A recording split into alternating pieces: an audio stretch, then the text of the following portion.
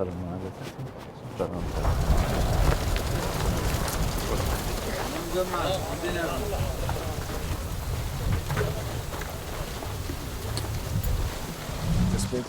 قدام الناظرين كلها بله. شركة جناي برازيل زور ممنون.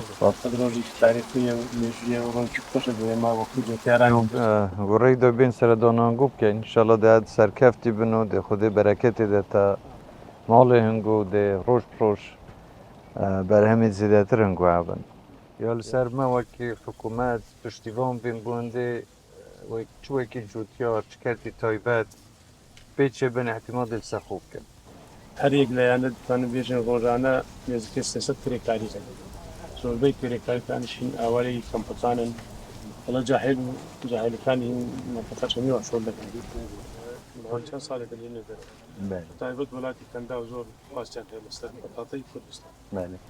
Ez wekî jin kulbê deverê û bisê mühendisekê dî jî gel midane ez nabin ku karê çandinê zehmet e bû bicê çunkî hemî edewatê yê pêşketî têne çandin û têne qelehkirin û têne avdan û şîreta min jî ew e ku bu yanî piç bêtet nav şol dixwastin devera deşta nav kut şol zor e bû bicê û dergehê şolî bû vekiriye teqrîben yanî tiş amilî bigirî û ji cotiyarî bigîr heta bigehîte mühendisî şol vê deverê zor yê mintaqeyê jî Kempanê jî Êstîne Sûrîne hemî kes vê yanî derfeta şolî vê mintaqe gelekî zor e.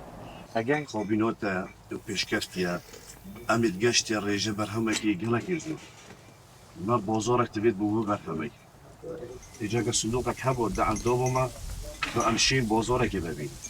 بکە خاطر گۆڕمانەوە ئەی حودیت پەروێز خان و باشماغ بۆمان بگرن لە خۆ دەمەکە من بە قوڕان هەر یەک ئیسە من 300-400 پەتاتم چاندێک ئەگە پەتاتە لۆرە هات ئەی پەتاتی من ناو عەدەمێنێت وای پەتاتی خاوێنی بژنە ئەیەمان لە تووگەرەکە و ئیشەلاگە بۆ ماگەل لێ ساغ دەبی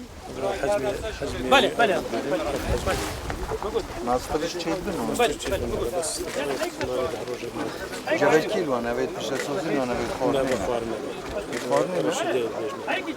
موسیقی سنف معه مثال احتمال تنسيق جديد ها ايه وقتی چند صار حجم نصل الوزن